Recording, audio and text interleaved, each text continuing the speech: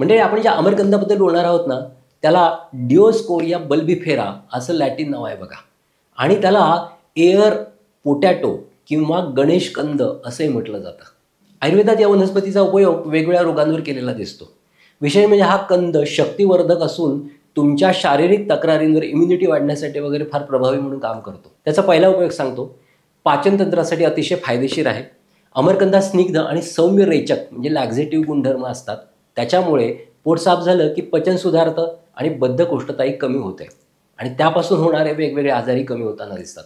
तुमच्या आतड्याला जर सूज आली असेल तर ती सूज कमी करण्यासाठी आणि अपचनाच्या इतर त्रासांवरही अमरकंद फार छान काम करतो. शक्तिवर्धक आणि पौष्टिकसुद्धा हा अमरकंद आहे. हा त्याचा दुसरा उपयोग. अमरकंद हा टॉनिकसारखा काम करतो बघा.